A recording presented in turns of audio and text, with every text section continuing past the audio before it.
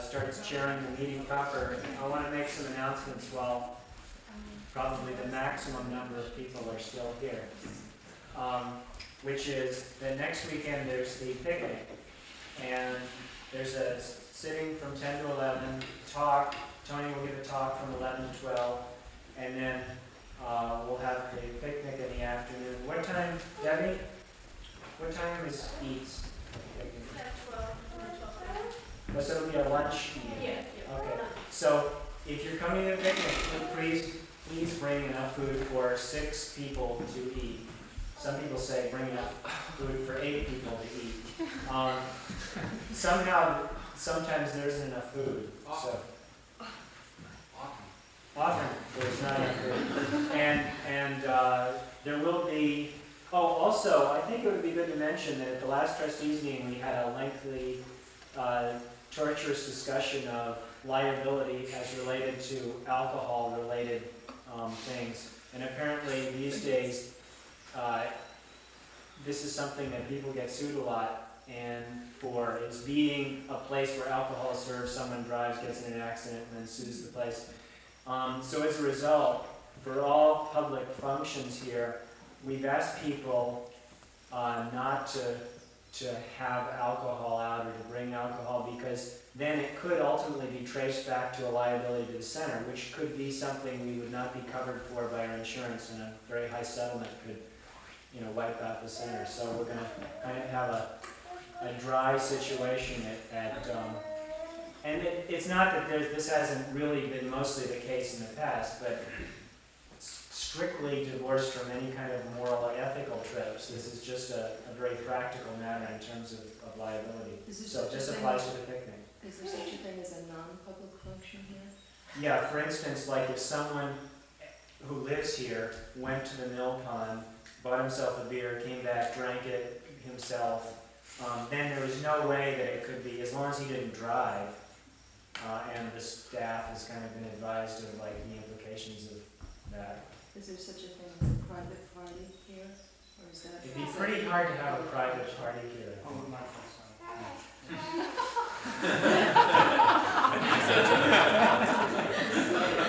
Also,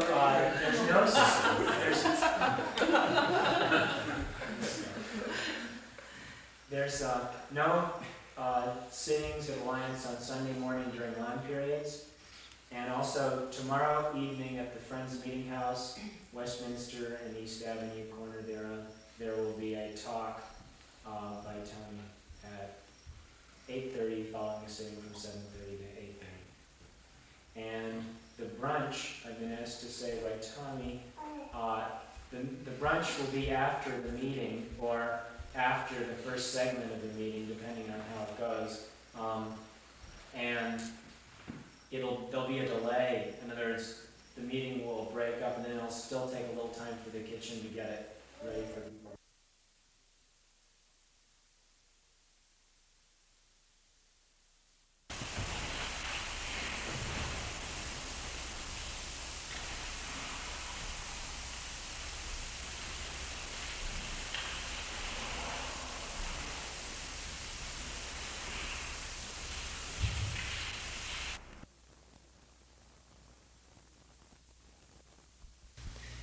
This morning, instead of giving a talk, as usual,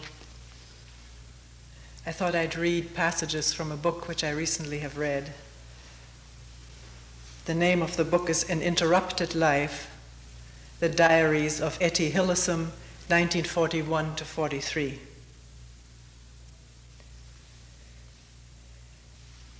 Since there are so many passages, I will say very little about it. Let her words speak for themselves. There's just a few passages from the introduction.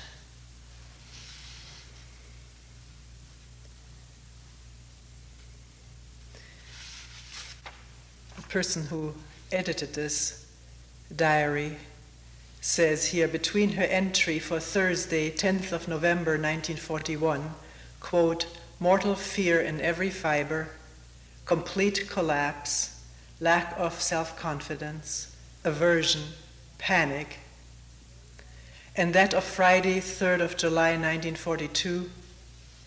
Very well then, this new certainty that what they are after is our total destruction. I accept it. I know it now, and I shall not burden others with my fears. I shall not be bitter if others fail to grasp what is happening to us Jews. I work and continue to live with the same conviction, and I find life meaningful. Yes, meaningful. Throughout the book, she writes about praying. At one time, she describes it as huddling in a corner by herself and not moving, just being with herself. And here is a quote in the introduction. When I pray, she writes, I hold a silly or naive or deadly serious dialogue with what is deepest inside me, which for convenience sake I shall call God. And later, and that probably best expresses my feeling for life, I repose in myself, and that part of myself, that deepest and richest part in which I repose, is what I call God. And later there's a quote, mysticism must rest on crystal clear honesty and can only come after things have been stripped down to their naked reality. A few biographical notes. She was 27 at the time she wrote the diary. She had been a student of many years of philosophy, languages, particularly Russian. She felt a deep calling to be a writer. Her favorite poet was Rilke, Rainer Maria Rilke. At the time of writing the diary, she was renting a room in a rooming house. She had an intimate relationship with the man who owned that house, and she also had an intimate relationship with another man who was some kind of a therapist of palm reading. Here are some more biographical notes. So far in this introduction, I have hardly mentioned the war. Intentionally, for Etty's diary is in the first place a journey through her inner world, and that inner world of hers is not governed by the threat of war. At the time she started writing, however, Holland was increasingly under the sway of Germany's reign of terror. After Holland's capitulation in May 1940, the Germans began gradually to isolate the Dutch Jews. When in February 1941 the first anti-pogrom strike in European history broke out in Amsterdam, the Nazis intensified their pressure on the Jews and on any form of Dutch resistance. Jews were thrown out of their jobs, forbidden to buy in stores frequented by non-Jews, and otherwise maltreated. Ghettos were created and work camps set up. Then in April 1942, the Jews were forced to wear the Star of David, and wholesale deportations began that spring. The Nazis wanted to move all Jews to Westerbork, a transit camp in the east of the Netherlands, not far from the German border. Though not in itself an extermination camp, Westerbork was in fact the last stop before Auschwitz. Of course, the shadow of these events falls over the diary as Etty too becomes more and more involved in the war.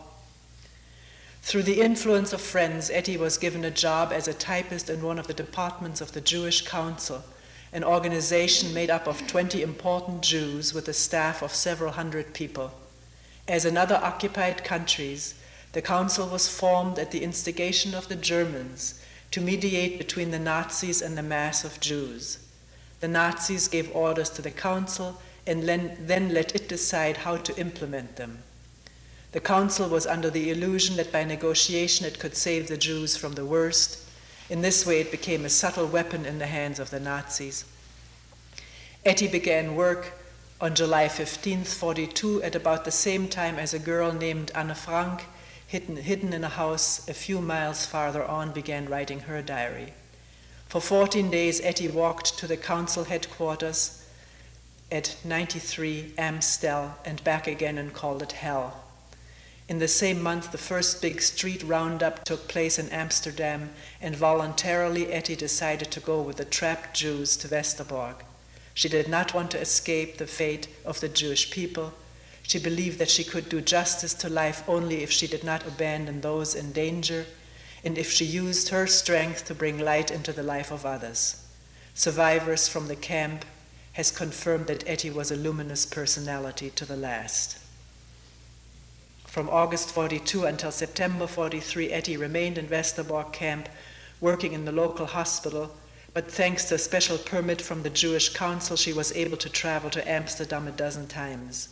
She brought letters and messages from people in Westerbork to Amsterdam and even to resistance groups, and picked up medicines to bring back. Etty's health was often very bad, and on one occasion she was hospitalized in Amsterdam during one of her leaves. The last part of her diary was written in Amsterdam after her first month in Westerbork.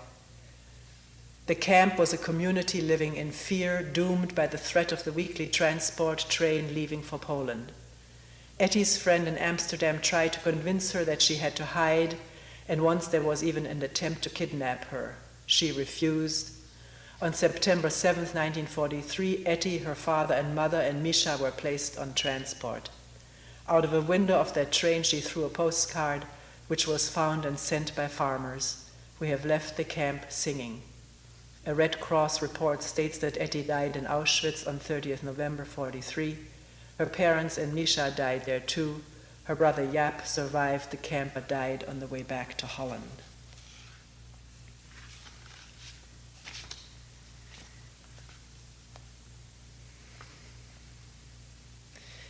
When you start reading the diary, you have not even any feeling that there is a war going on.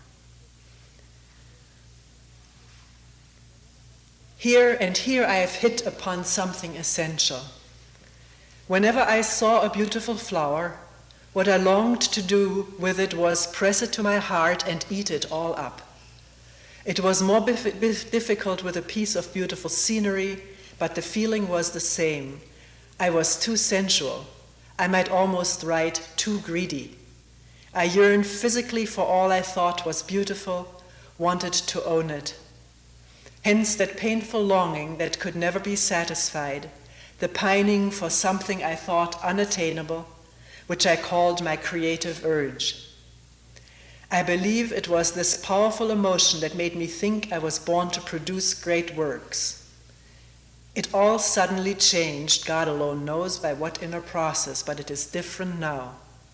I realized it only this morning when I recalled my short walk to the skating club a few nights ago. It was dusk, soft hues in the sky, mysterious silhouettes of houses, trees alive with a light through the tracery of their branches, in short, enchanting. And then I knew precisely how I had felt in the past. Then all that beauty would have gone like a stab into my heart, and I would not have known what to do with the pain. Then I would have felt the need to write, to compose verses, but the words would still have refused to come. I would have felt utterly miserable, wallowed in the pain, and exhausted myself as a result. The experience would have sapped all my energy. Now I know it for what it was, mental masturbation. By that night, only just gone, I reacted quite differently. I felt that God's world was beautiful despite everything, but its beauty now filled me with joy. I was just as deeply moved by that mysterious still landscape in the dusk as I might have been before, but somehow I no longer wanted to own it. I went home invigorated and got back to work, and the scenery stayed with me in the background as a cloak about my soul, to put it poetically for once, but it no longer held me back. I no longer masturbated with it. Her work was studying and teaching Russian to students. She was also the secretary of this therapist who had a circle of people around him. Here she writes, June 8th, 41, Sunday morning, 9:30. I think I'll do it anyway. I'll turn inwards for half an hour each morning before work and listen to my inner voice, lose myself. You could also call it meditation. I'm still a bit wary of that word, but anyway, why not? A quiet half hour within yourself. It's not enough just to move your arms and legs and all the other muscles about in the bathroom each morning. Man is body and spirit, and half an hour of exercises combined with half an hour of meditation can set the tone for the whole day. But it's not so simple, that sort of quiet hour, in quotation marks. It has to be learned. A lot of unimportant inner litter and bits and pieces have to be swept out first. Even a small head can be piled high inside with irrelevant distractions. True, there may be edifying emotions and thoughts too, but the clutter is ever present. So let this be the aim of the meditation, to turn one's innermost being into a vast, empty plain with none of that treacherous undergrowth to impede the view, so that something of God can enter you and something of love too. Not the kind of love deluxe that you revel in deliciously for half an hour, taking pride in how sublime you feel, but the love you can apply to small, everyday things.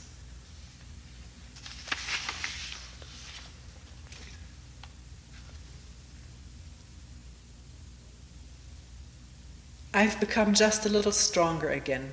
I can fight things out within myself. Your first impulse is always to get help from others, to think you can't make it, but then suddenly you notice that you've fought your way through and that you've pulled it all off by yourself, and that makes you stronger.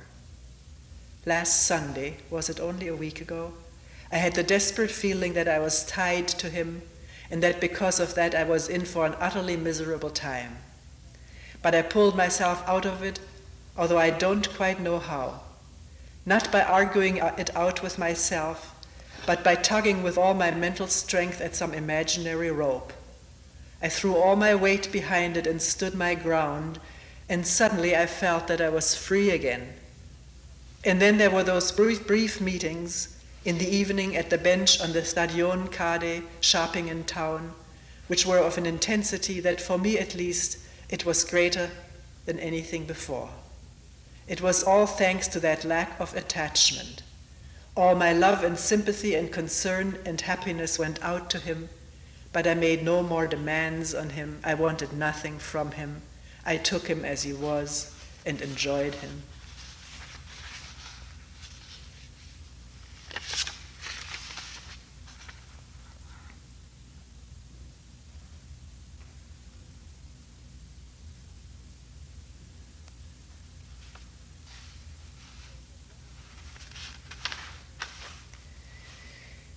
He said that love of mankind is greater than love of one man, for when you love one person, you are merely loving yourself.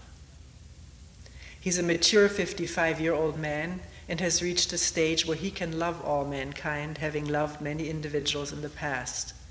I am an ordinary 27-year-old girl, and I too am filled with love for all mankind, but for all I know, I shall always continue to be in search of my one man. And I wonder to what extent that is a handicap, a woman's handicap. Whether it is an ancient tradition from which she must liberate herself, or whether it is so much part of her very essence that she would be doing violence to herself if she bestowed her love on all mankind instead of a single man. I can't see how the two can be combined.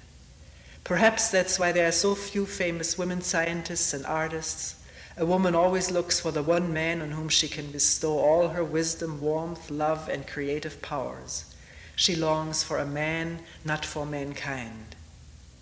It's not at all simple, the role of women. Sometimes when I pass a woman in the street, so beautiful, well-groomed, wholly feminine, albeit dull woman, I completely lose my poise. Then I feel that my intellect, my struggle, my suffering are oppressive, ugly, unwomanly. Then I too want to be beautiful and dull, a desirable plaything for a man. It's typical that I always do end up wanting to be desired by a man, the ultimate confirmation of our worth and womanhood, but in fact, it is only a primitive instinct. Feelings of friendship, respect, and love for us as human beings These are all very well, but don't we ultimately want men to desire us as women? It is almost too difficult for me to write down all I feel. The subject is infinitely complex, but it is altogether too important not to be discussed.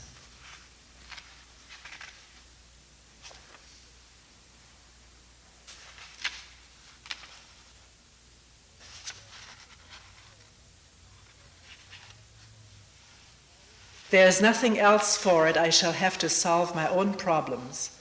I always get the feeling that when I solve them for myself, I shall also have solved them for 1,000 other women. For that very reason, I must come to grips with myself. All this devouring of books from early youth has been nothing but laziness on my part. I allow others to formulate what I ought to be formulating myself. I keep seeking outside confirmation of what is hidden deep inside me, when I know that I can only reach clarity by using my own words. I really must abandon all that laziness, and particularly my inhibitions and insecurity, if I am ever to find myself and through myself find others. I must have clarity and I must learn to accept myself. Everything feels so heavy inside me, and I want so much to feel light. For years I've bottled everything up, and all goes into the same great reservoir, but it will all have to come out again, or I shall know that I have lived in vain, that I have taken from mankind and given nothing back. I sometimes feel I am a parasite, and that depresses me and makes me wonder if I lead any kind of useful life. Perhaps my purpose in life is to come to grips with myself, properly to grips with myself and everything that bothers and tortures me and clamors for inner solution and formulation. For these problems are not just mine alone, and if at the end of a long life I am able to give some form to the chaos inside me, I may well have fulfilled my own small purpose. Even while I write this down, my unconscious is protesting at such expressions as purpose and mankind and solution of problems. I find them pretentious. But then I'm such an ingenious and dull young woman, still so lacking in courage. No, my friend, you're not there yet by a long chalk. You ought really to be kept away from all the great philosophers until you've learned to take yourself a little bit more seriously. Sometimes I long for a convent cell with the sublime wisdom of centuries set out on bookshelves all along the wall and a view across the cornfields. There must be cornfields, and they must wave in the breeze.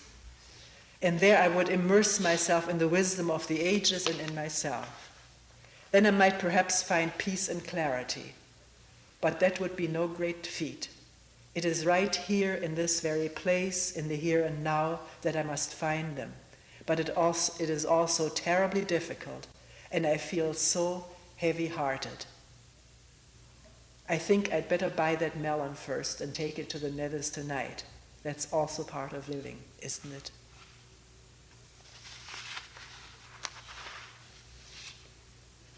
Yes, we women, we foolish, idiotic, illogical women, we all seek paradise and the absolute. And yet my brain, my capable brain, tells me that there are no absolutes, that everything is relative, endlessly diverse, and in eternal motion, and that it is precisely for that reason that life is so exciting and fascinating, but also so very, very painful. We women want to perpetuate ourselves in a man. Yes, I want him to say, "Darling, you are the only one, and I shall love you forevermore." I know, of course, that there is no such thing as eternal love, but unless he declares it for me, nothing else has meaning. And the stupid thing is that I don't really want him forever, or as the only one in my life, and yet I demand it of him. Do I demand absolute love from others because I'm unable to give it myself? And then I always expect the same level of intensity when I know from my own experience that it cannot last. And I take flight just as soon as I notice the other becoming lukewarm. That's an inferiority complex, of course, something like, if I can't inspire him enough to be on fire for me at all times, then I'd rather have nothing at all. And it's so damned illogical, I must rid myself of it. After all, I wouldn't know what to do if somebody really was on fire for me all day long. It would annoy me and bore me and make me feel tied down. Oh, Etty, Etty.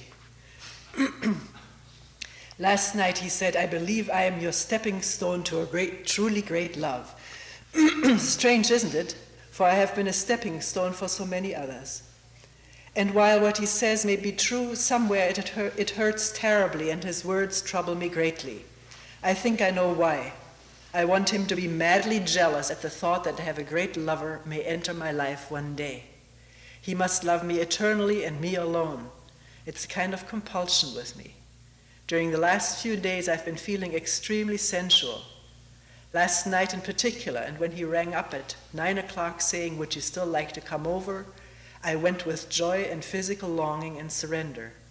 But you're fooling yourself, my girl, if you think that it was all to do with sensuality, for we did not fly directly into each other's arms. First we talked, and I hung on his words, delighting in the clear and pertinent way he expressed himself, and feeling that I was learning an enormous amount. And truly the spiritual contact gives me much greater satisfaction than the physical one. Perhaps I tend to overrate the physical aspect, no doubt, because of the fairy tale that it is so feminine. Odd, isn't it? Right now I feel that all I want is to fling myself into his arm and just be a woman, or perhaps even less, just a piece of cherished flesh. I dwell too much on my sensuality. After all, it only lasts a few days at a time, this rising wave. And that little bit of sensuality is what I then try to project onto the whole of life until it overshadows all the rest. Then I need words of dedication like, you alone forevermore. I'm sure I'm expressing myself badly, but the main thing is to get it down on paper. I dwell so much on the importance of sensuality because I tend to fan the little bit of warmth people now and then seek from each other with such exalted vows as, I love you forever. Yet one should accept things as they are and not try to lift them to impossible heights. Only if you let them be will they reveal their true worth.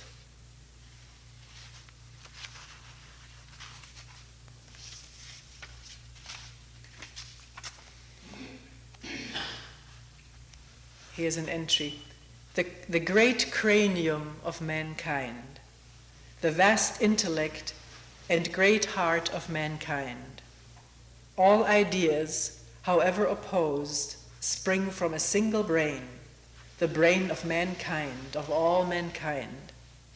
I feel it is indivisible, and perhaps that explains why I am sometimes filled with a deep sense of harmony and peace despite the many clashes. One has to know all thoughts and let all emotions pass through one to judge what has been devised in that immense cranium and what has passed through that great heart.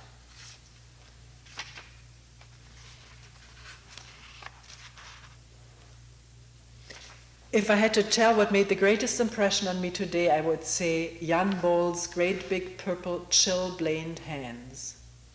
Somebody else was martyred today, that gentle boy from Kultura. I still remember how he used to play the mandolin. He had a nice girlfriend at the time. She had since become his wife, and there was also a child. He was one of the best, said Jan Bohl, in the crowded university corridor. They have finished him off. And Jan Romain and Thielroy and several more of the fragile old professors, they are now prisoners in the drafty barracks where they used to spend their summer holidays in a friendly guest house. They're not even allowed their own pajamas or anything else of their own. The idea is to demoralize them completely and to make them feel inferior. It was very gloomy at this morning's lectures. And yet it wasn't altogether depressing. There was one bright spot. A short, unexpected conversation with Jan Bohl as we walked through the cold, narrow Langbroeksteeg and then waited at the tram stop. What is it in human beings that makes them want to destroy others? Jan asked bitterly. I said, human beings, you say, but remember that you're one yourself. And strangely enough, he seemed to acquiesce, grumpy, gruff old Jan. The rottenness of others is in us too, I continued to preach at him. I see no other solution. I really see no other solution than to turn inwards and to root out all the rottenness there. I no longer believe that we can change anything in the world until we have first changed ourselves. And that seems to me the only lesson to be learned from this war, that we must look into ourselves and nowhere else. And Jan, who so unexpectedly agreed with everything I said, was approachable and interested and no longer proffered any of his hard-boiled social theories. Instead, he said, "Yes, it is too easy to turn your hatred loose on the outside, to live for nothing but for the moment of revenge. We must try to do without that."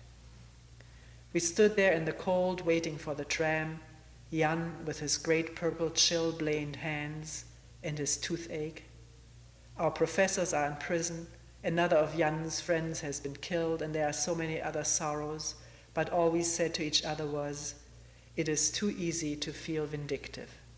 That really was the bright spot of today.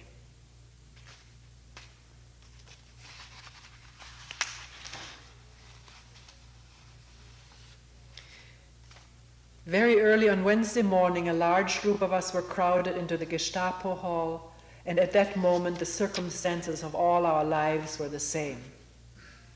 All of us occupied the same space, the men behind the desk no less than those about to be questioned. What distinguished each one of us was only our inner attitudes. I noticed a young man with a sullen expression who paced up and down looking driven and harassed and making no attempt to hide his irritation. He kept looking for pretexts to shout at the helpless Jews. "Take your hands out of your pockets," and so on. I thought him more pitiable than those he shouted at, and those he shouted at I thought pitiable for being afraid of him. When it was my turn to stand in front of his desk, he bawled at me, what the hell is so funny?" I wanted to say, "Nothing is funny here except you," but refrain. "You're still smirking," he bawled again. And I, in all innocence, "I didn't mean to, it's my usual expression." And he, "Don't give me that, get the hell out of here," his face saying, "I'll deal with you later." And that was presumably meant to scare me to death, but the device was too transparent. I am not easily frightened, not because I'm brave, but because I know that I'm dealing with human beings, and that I must try as hard as I can to understand everything that anyone ever does. And that was the real import of this morning, not that a disgruntled young Gestapo officer yelled at me, but that I felt no indignation, rather a real compassion, and would have liked to ask, "Did you have a very unhappy childhood? Has your girlfriend let you down?" Yes, he looked harassed and driven, sullen and weak. I should have liked to start treating him there and then, for I know that pitiful young men like that are dangerous as soon as they are let loose on mankind. But all the blame must be put on the system that uses such people. What needs eradicating is the evil in man, not man himself. Something else about this morning, the perception very strongly borne in that despite all the suffering and injustice, I cannot hate others. All the appalling things that happen are no mysterious threats from afar, but arise from fellow beings very close to us. That makes these happenings more familiar than and not so frightening. The terrifying thing is that systems grow too big for men and hold them in a satanic grip, the builders no less than the victims of the system, much as large edifices and spires created by men's hands tower high above us, dominate us, yet may collapse over our heads and bury us.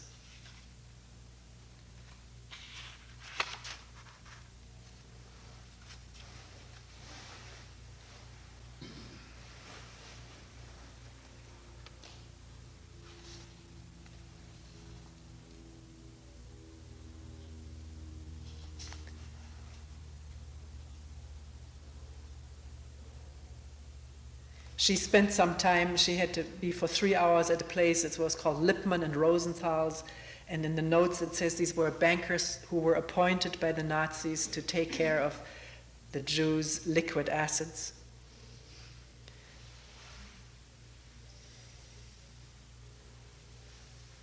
First she says, the tree outside my window in the evenings is a greater experience than all those people put together. I sometimes think so many things happen in my life, so many interesting people, so many books, so much talk. It's a pity I can't write it all down for the years to come. But then my real life is something quite different, hanging about for 3 hours at Lippmann and Rosenthal's. I know they are bullies and thieves, and yet I have never been so close to S, that this is the man whom she loves, and so at peace with him as I was in those 3 hours of waiting. All my pent-up energy and good humor came to my aid, and then it was as if during those hours we grew more inseparable still. Life may be brimming over with experiences, but somewhere deep inside all of us carry a vast and fruitful loneliness wherever we go. And sometimes the most important thing in a whole day is the rest we take between 2 deep breaths or the turning inwards in prayer for 5 short minutes.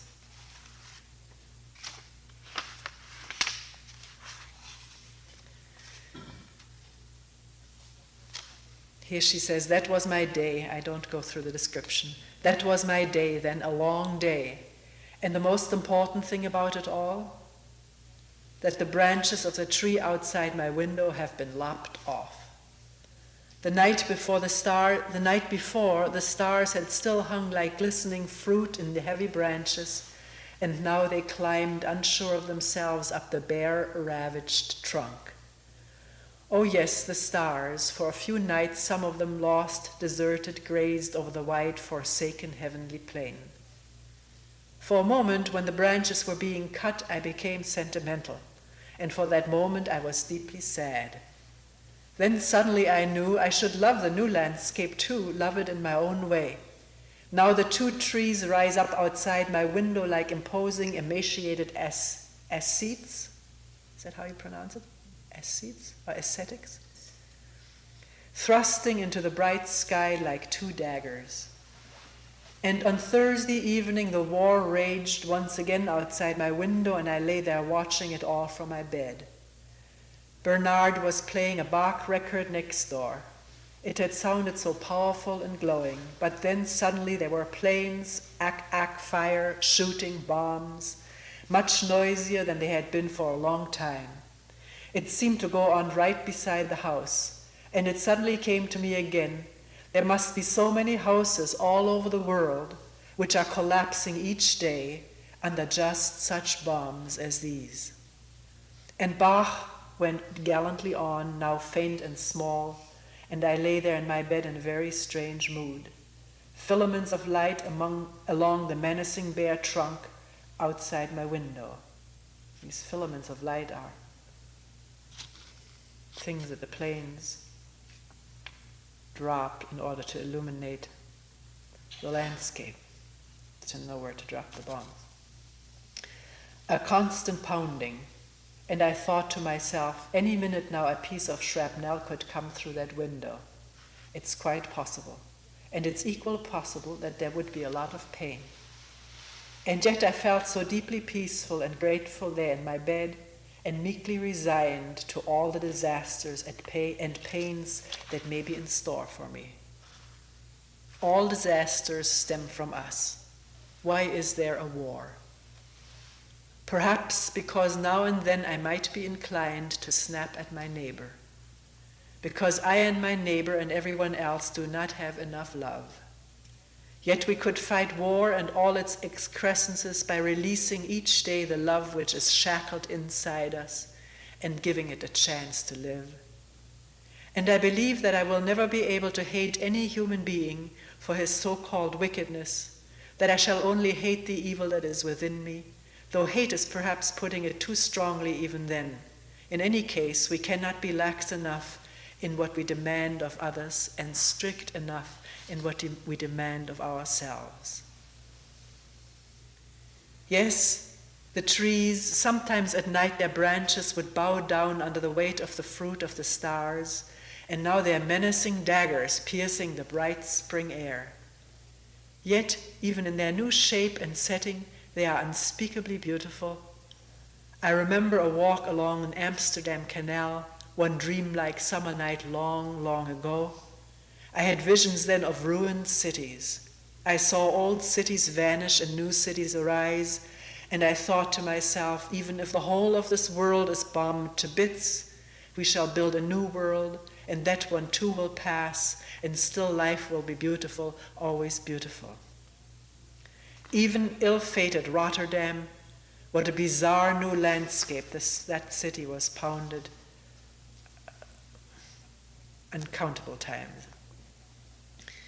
What a bizarre new landscape, so full of eerie fascination, yet one we might also come to love again.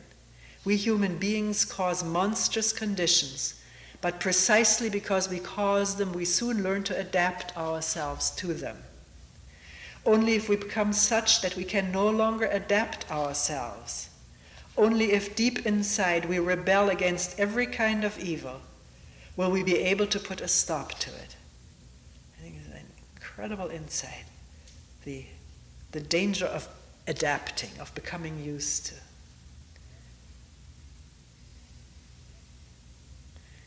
Airplanes streaking down in flames still have a weird fascination for us, even aesthetically, though we know deep down that human beings are being burnt alive. As long as that happens, while everything within us does not yet scream out in protest, so long will we find ways of adapting ourselves, and the horrors will continue. Does that mean I'm never sad, that I never rebel, always acquiesce, and love life no matter what the circumstances? No, far from it.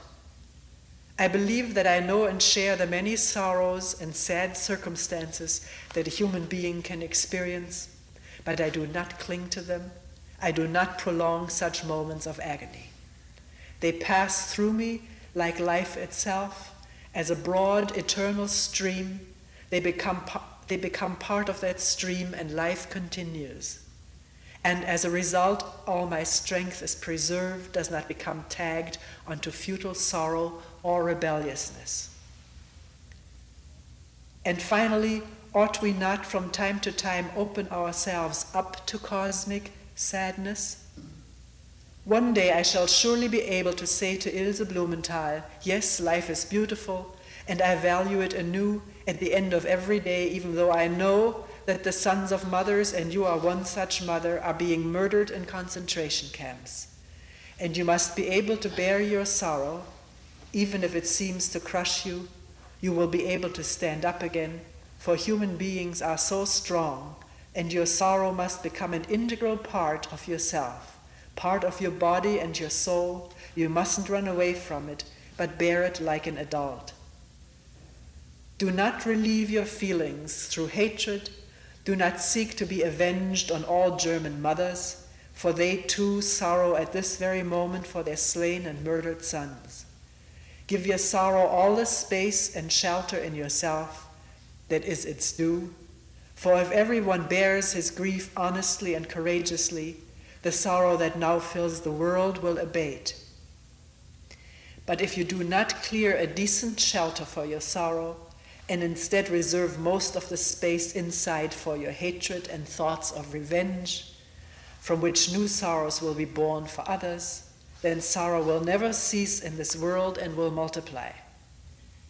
And if you have given sorrow the space its gentle origins demand, then you may truly say, life is beautiful and rich.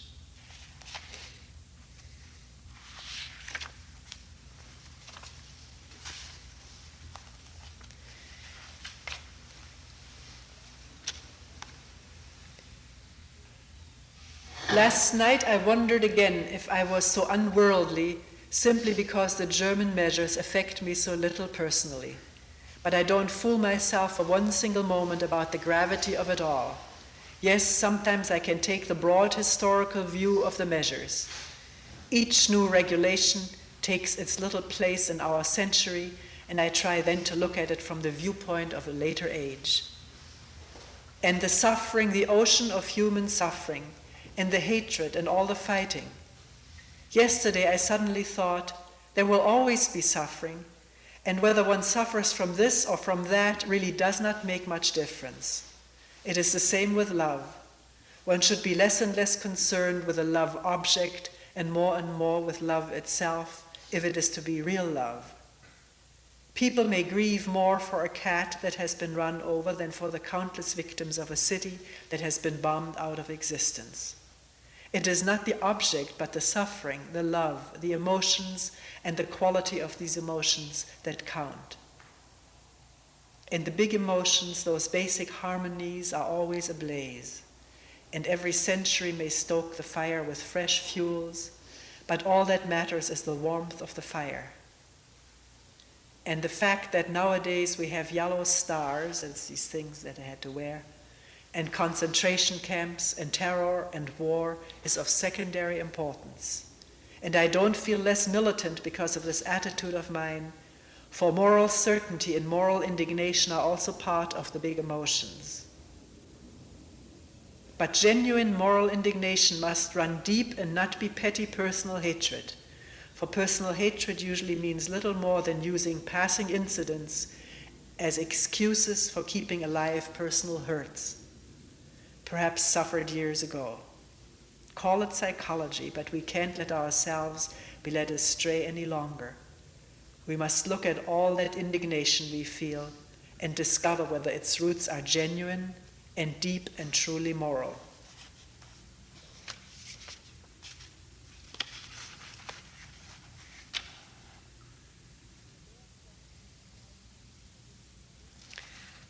The bare trunks which climb past my window now shelter under a cover of young green leaves, a spring fleece along their naked, tough, ascetic limbs, a springy fleece. I went to bed early last night, and from my bed I stared out through the large open window, and it was once more as if life with all its mysteries was close to me, as if I could touch it. I had the feeling that I was resting against the naked breast of life and could feel her gentle and regular heartbeat. I felt safe and protected. And I thought, how strange. It is wartime. There are concentration camps. I can say of so many of the houses I pass, here the son has been thrown into prison, there the father has been taken hostage, and an 18-year-old boy in that house over there has been sentenced to death. And these streets and houses are also close to my own. I know how very nervous people are. I know about the mounting human suffering. I know the persecution and oppression and despotism and the impotent fury and the terrible sadism. I know it all. And yet, at unguarded moments, when left to myself, I suddenly lie against the naked breast of life, and her arms round me are so gentle and so protective, and my own heartbeat is difficult to describe, so slow, and so regular, and so soft, almost muffled, but so constant, as if it would never stop. That is also my attitude to life, and I believe that neither war nor any other senseless human atrocity will ever be able to change it.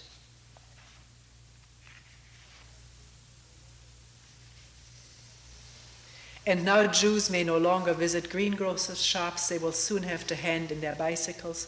They may no longer travel by tram, and they must be off the streets by 8 o'clock at night. When I feel depressed about these measures, this morning they weighed on me like a menacing lead mass. It is not really the measures themselves that cause my anguish. Having to give some really awful lesson, she's talking about her Russian lessons, can torment me as much as the worst measures the occupying power can devise. It is never external events. It is always the feeling inside me, depression, uncertainty, or whatever, that lends these events their sad or menacing aspect. It always spreads from the inside outwards with me, never the other way. Generally, the most ominous measures, and there are quite a few of those nowadays, have no power against my inner certainty and confidence, and once faced, lose much of their menace.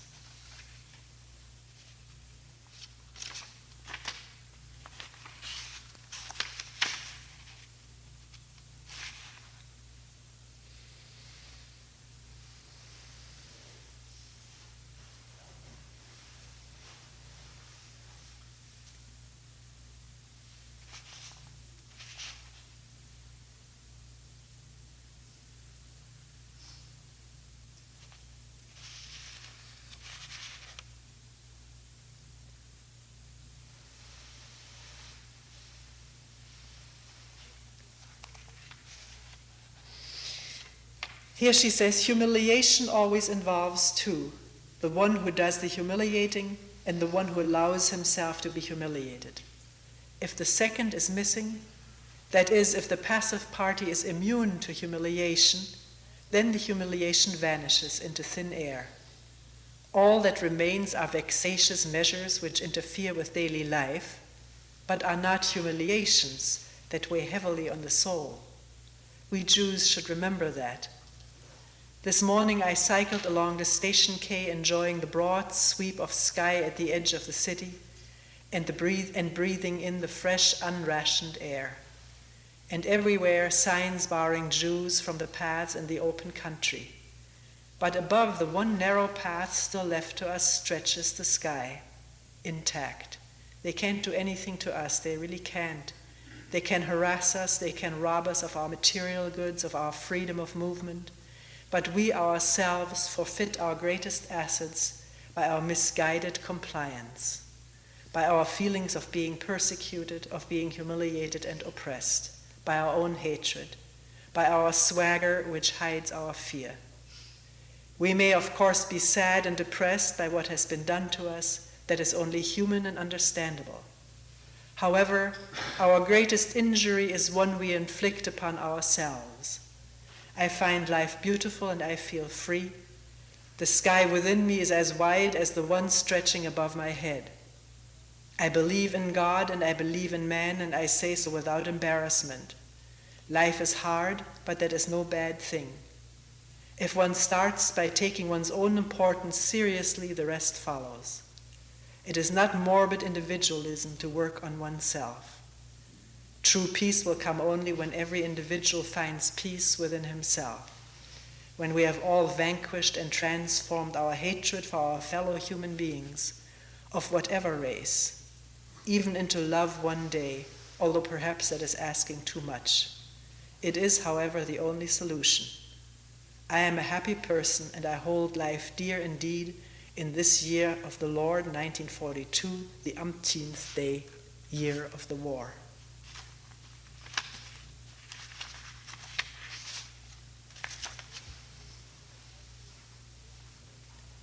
The latest news is that all Jews will be transported out of Holland through Drenthe province and then on to Poland.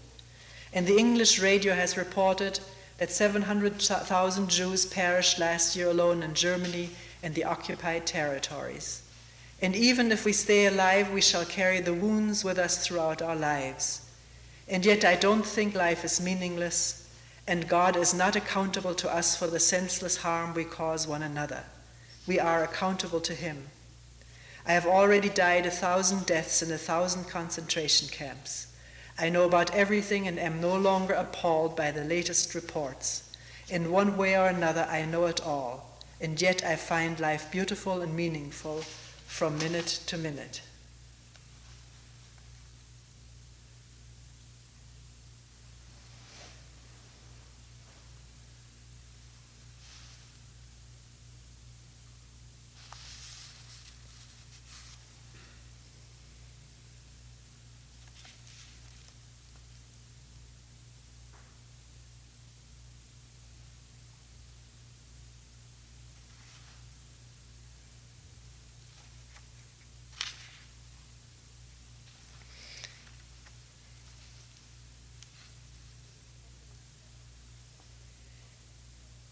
It is possible to suffer with dignity and without.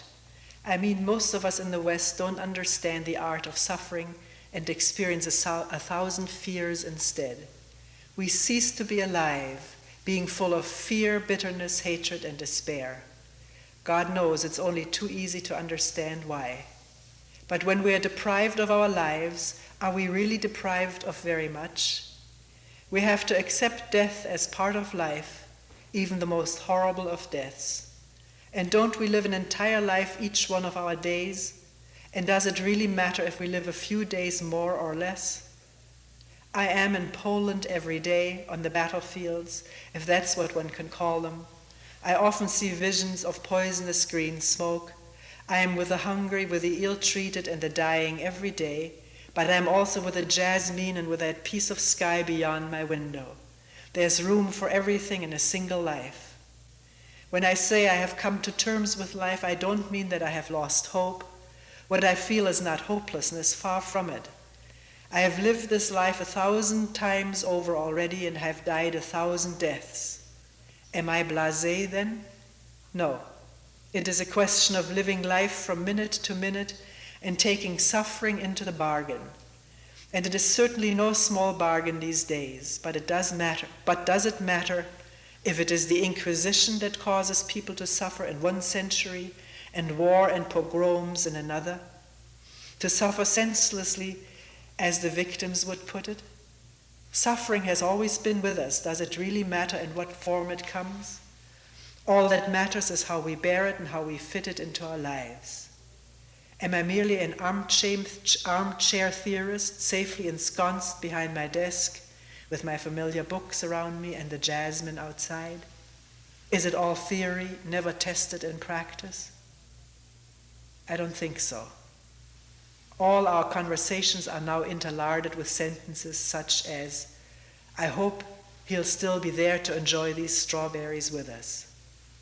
I know that Misha, with his delicate physique, has been ordered to report at Central Station, and I think of Miriam's and Renata's pale little faces and of many, many worried people, and I know it all, everything, every moment, and I sometimes bow my head under the great burdens that weighs down on me.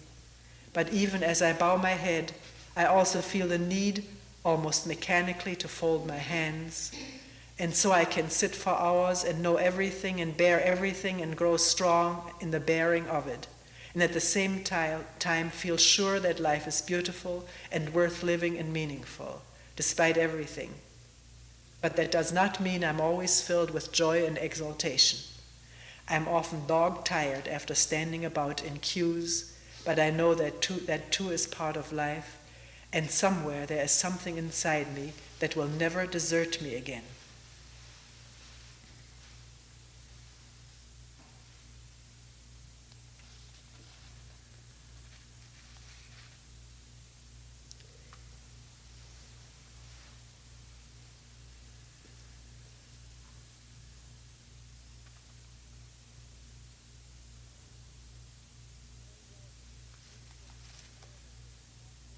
Very well then, this new certainty that what they are after is our total destruction. I accept it, I know it now, and I shall not burden others with my fears. I shall not be bitter if others fail to grasp what is happening to us Jews. I work and continue to live with the same conviction, and I find life meaningful, yes, meaningful, although I hardly dare say so in company these days. Living and dying, sorrow and joy, the blisters on my feet, and the jasmine behind the house, the persecution, the unspeakable horrors, it is all as one in me, and I accept it all as one mighty whole, and begin to grasp it better, if only for myself, without being able to explain to anyone else how it all hangs together. I wish I could live for a long time, so that one day I may know how to explain it, and if I'm not granted that wish, well, then somebody else will perhaps do it, carry on from where my life has been cut short. And that is why I must try to live a good and faithful life to my last breath, so that those who come after me do not have to start all over again, need not face the same difficulties. Isn't that doing something for future generations? Bernard's Jewish friend had them ask me after the last promulgations, don't you agree that all Germans should be done away with, preferably hung, drawn, and quartered? Yes, we carry everything within us, God and heaven and hell and earth and life and death and all of history. The externals are simply so many props. Everything we need is within us, and we have to take everything that comes, the bad with the good, which does not mean we cannot devote our life to curing the bad. But we must know that motives inspire our struggle, and we must begin with ourselves every day anew.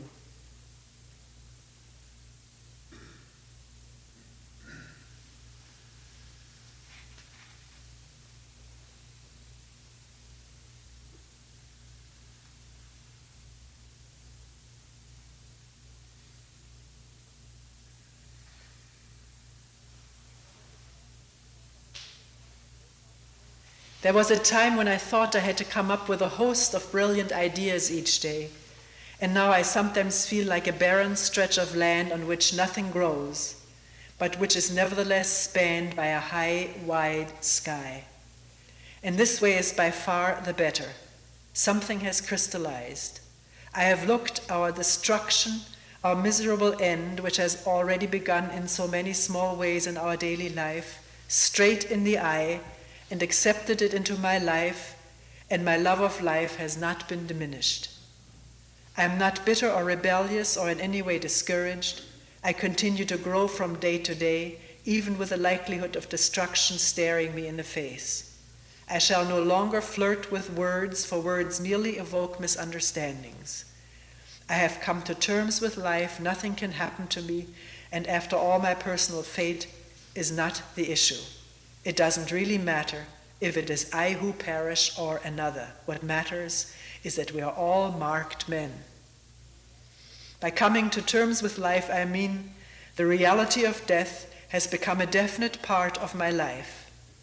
My life has, so to speak, been extended by death, by my looking death in the eye and accepting it, by accepting destruction as part of life and no longer wasting my energies on fear of death or the refusal to acknowledge its inevitability. It sounds paradoxical. By excluding death from our life, we cannot live a full life. And by admitting death into our life, we enlarge and enrich it. This has been my first real confrontation with death. I never knew what to make of it before. I had such a virginal attitude towards it. I've never seen a dead person. Just imagine a world sown with 1,000,000 corpses, and in 27 years I've never seen a single one. I've often wondered what my attitude to death really is. I never delved deeply into the question. There was no need for that. And now death has come as large as life, and I greet him as an old acquaintance. Everything is so simple. You don't have to have any profound thoughts on the subject. There death suddenly stands, large as life and part of it.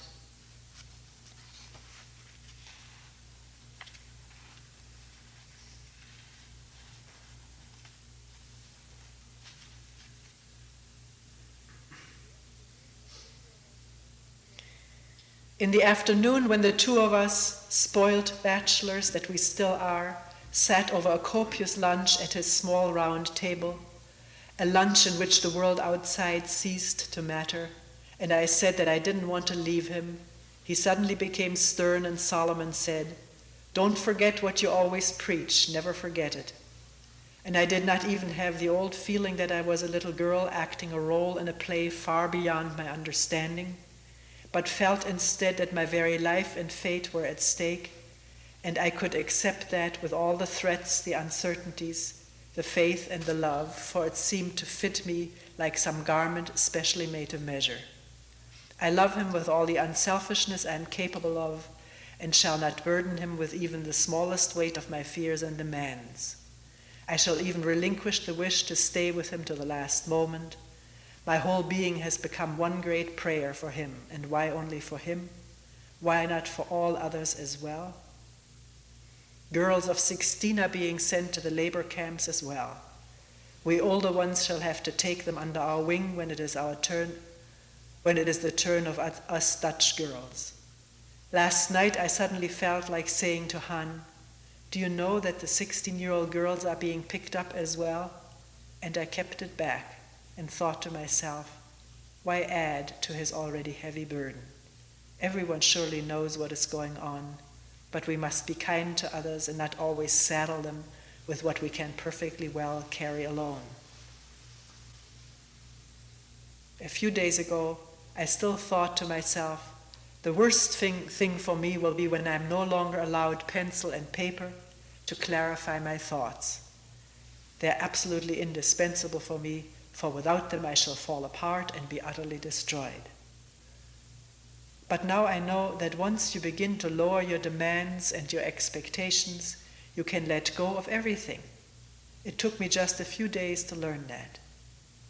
Perhaps I shall be able to stay on here for another month, but by that time any loophole in the regulations will surely have been closed. Every day I shall put my papers in order, and every day I shall say farewell. And the real farewell, when it comes, will only be a small outward confirmation of what has been accomplished within me from day to day. I feel so strange. Am I really sitting here writing things down so calmly? Would anybody understand me if I told them that I feel so strangely happy, not bursting with it, but just plain happy, because I can sense a new gentleness and a new confidence growing stronger inside me from day to day? That all the confusing and threatening and dreadful things that assail me do not drive me out of my mind for even one moment? I dare hardly write on. I don't know how to put it. It is as if I had gone almost too far in my dissociation from all that drives most people out of their minds. If I knew for certain that I should die next week, I would still be able to sit at my desk all week and study with perfect equanimity. For I know now that life and death make a meaningful whole. Death is a gentle slipping away, even when gloom and abominations are its trappings.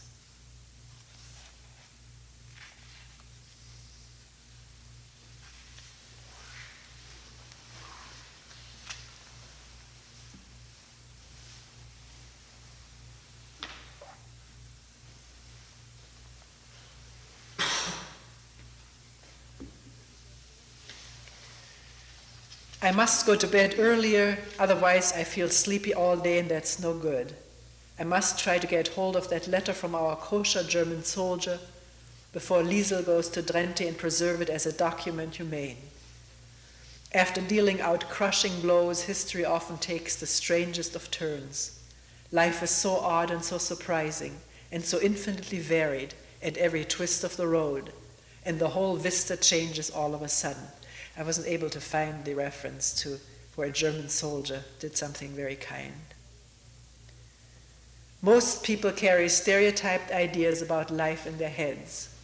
We have to rid ourselves of all preconceptions, of all slogans, of all sense of security, find the courage to let go of everything, every standard, every conventional bulwark.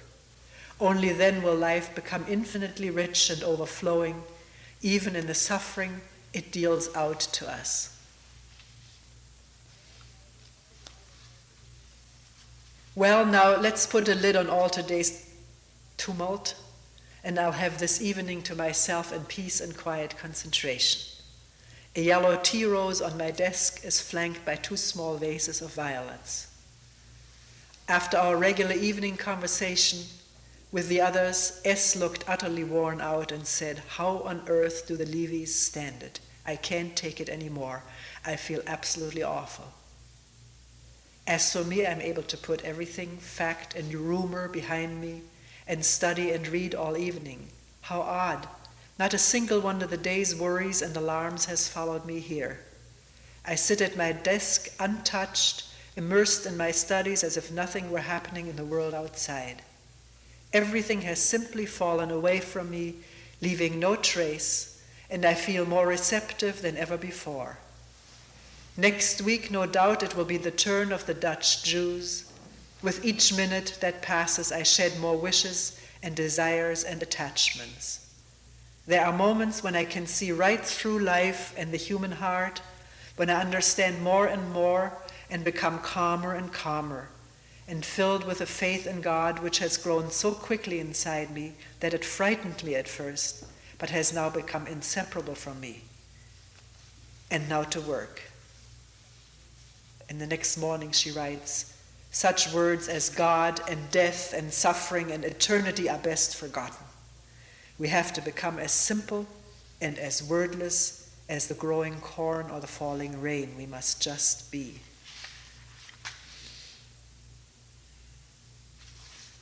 Have I really made so much progress that I can say with complete honesty, I hope they will send me to a labor camp so that I can do something for the 16-year-old girls who will also be going? and to reassure the distracted parents who are kept behind, saying, "Don't worry, I'll look after your children." When I tell others fleeing or hiding is pointless, there is no escape, so let's just do what we can for others, it sounds too much like defeatism, like something I don't mean at all. I cannot find the right words either for that radiant feeling inside me which encompasses but is untouched by all the suffering and all the violence.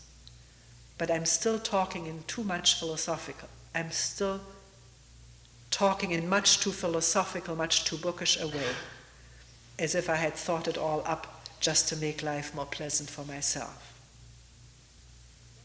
And then the next morning, one moment it is Hitler, the next moment it is Ivan the Terrible. One moment it is resignation, and the next war, pestilence, earthquake, or famine.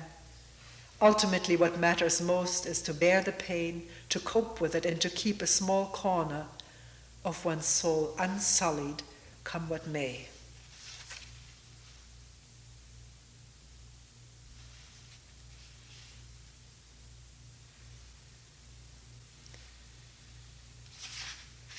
Here, this is interesting. We must only speak about the ultimate and most serious things in life when the words well up inside us, as simply and as naturally as water from a spring. We must only speak about the ultimate and most serious things in life when the words well up inside us, as simply and as naturally as water from a spring. And if God does not help me to go on, then I shall have to help God. The surface of the earth is gradually turning into one great prison camp, and soon there will be nobody left outside. The Jews here are telling each other lovely stories. They say that the Germans are burying us alive or exterminating us with gas. But what is the point of repeating such things, even if they should be true?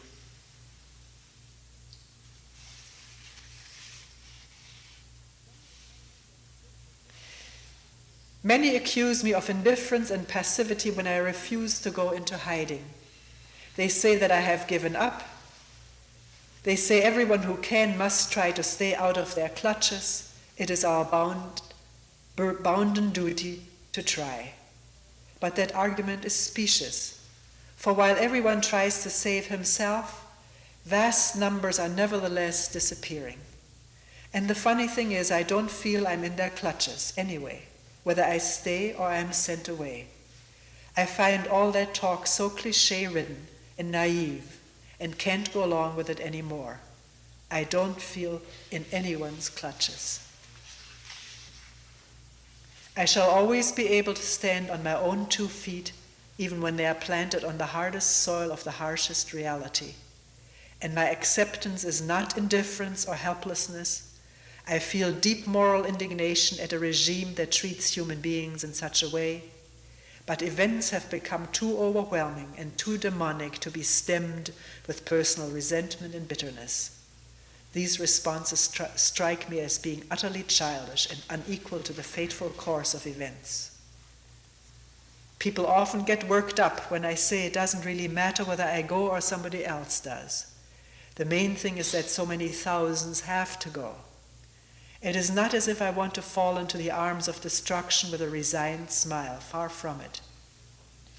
I'm only bowing to the inevitable, and even as I do so, I'm sustained by the certain knowledge that ultimately they cannot rob us of anything that matters. But I don't think I would feel happy if I were exempted from what so many others have to suffer.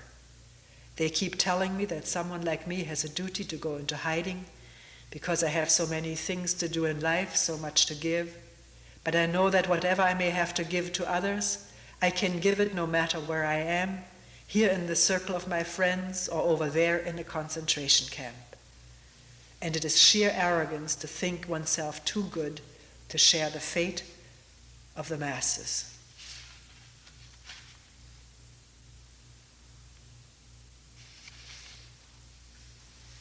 Later she says, I have been recommended for some sort of soft job with a Jewish council. They had permission to hire 180 people last week, and the desperate are thronging there in droves as shipwrecked people might cling for dear life to a piece of driftwood. But that is as far as I am prepared to go. Beyond that, I am not willing to pull any strings. In any case, the Jewish Council seems to have become a hotbed of intrigue, and resentment against this strange agency is growing by the hour. And sooner or later, it will be their turn to go anyway. But of course, by then the English may have landed. At least that's what those people say who have not yet abandoned all political hope. I believe that we must rid ourselves of all expectations of help from the outside world, that we must stop guessing about the duration of the war and so on. And now I'm going to set the table.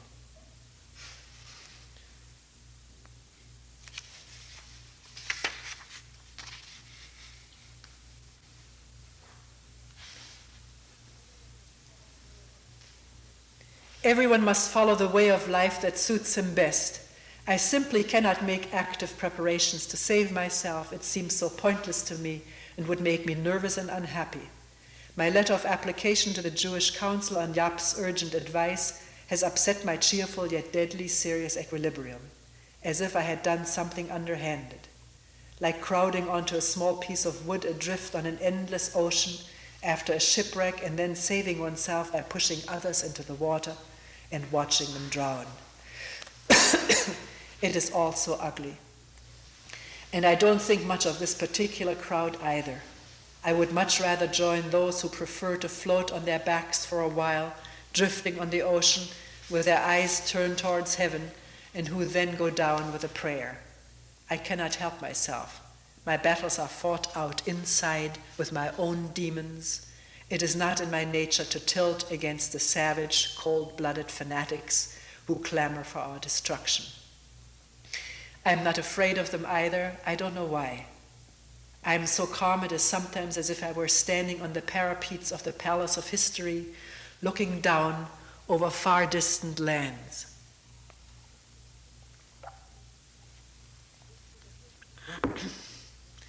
This bit of history we are experiencing right now is something I know I can stand up to.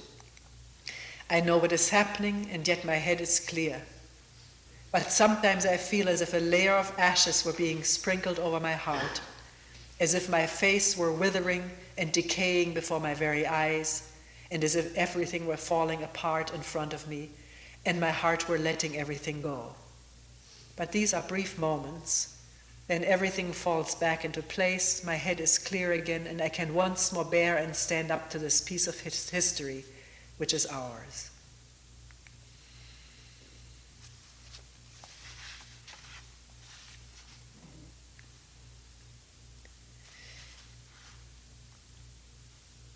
She was briefly at this Jewish council. I don't have a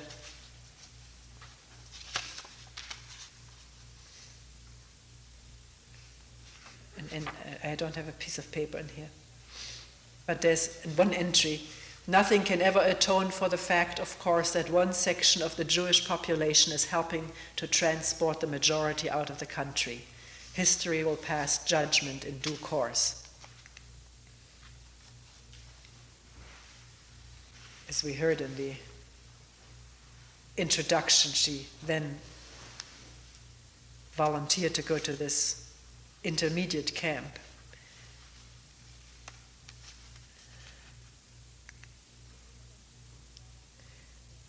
In this entry, she's back in Amsterdam. She's very sick in a hospital. And she's writing to someone.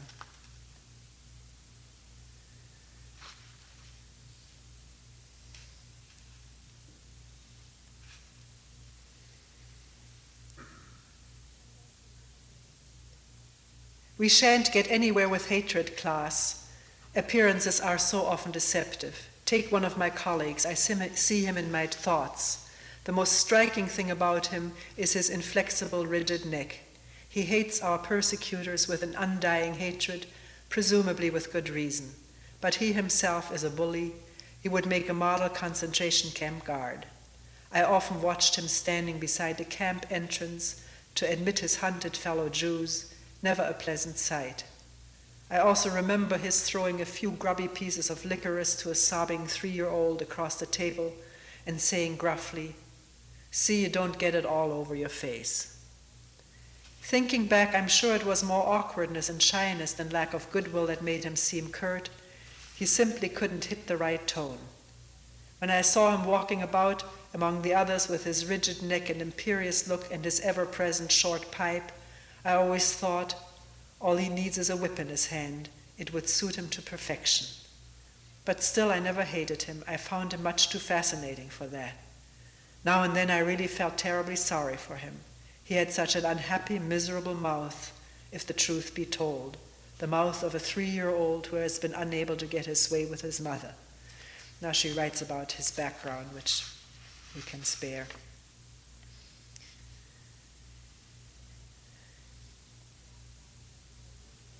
Here she says, class, what I really wanted to say is this.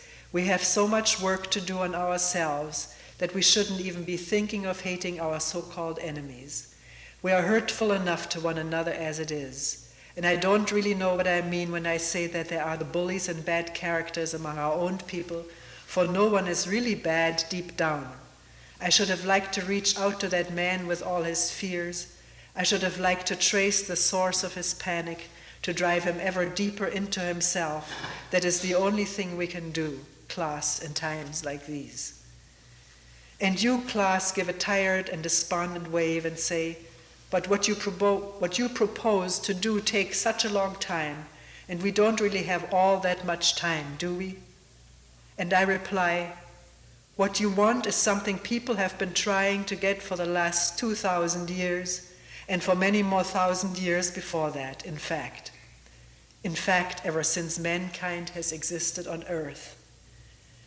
And what do you think the result has been, if I may ask? You say. And I repeat with the same old passion, although I'm gradually beginning to think that I'm being tiresome.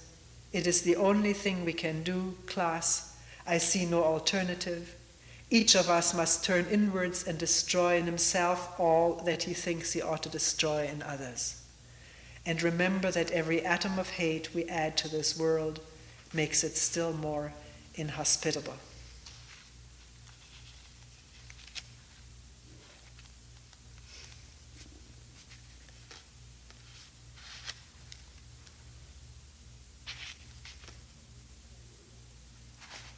And this is just a letter written by someone else from this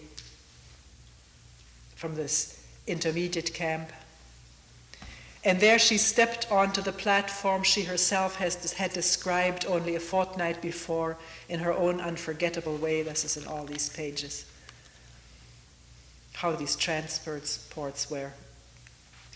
Talking gaily, smiling a kind word for everyone she met on the way, full of sparkling humor, perhaps just a touch of sadness, but every inch the Etty you all know so well. Quote, I have my diaries, my little Bible, my Russian grammar, and Tolstoy with me, and God knows what else. One of the camp leaders came to take his leave of her and told her that he had used every argument he knew to plead her case, but in vain. Etty thanked him very much. I only wish I could describe for you exactly how it happened and with what grace she and her family left. So here I sit now, a little sad, certainly, but not sad for something that has been lost, since a friendship like ours is never lost. It is, and it endures.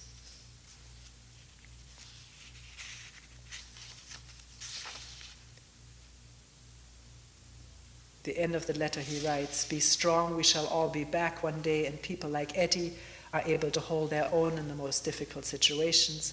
My thoughts are often with you. And as the last sentence, it says, Etty Hillesum died in Auschwitz on the 30th of November, 1943.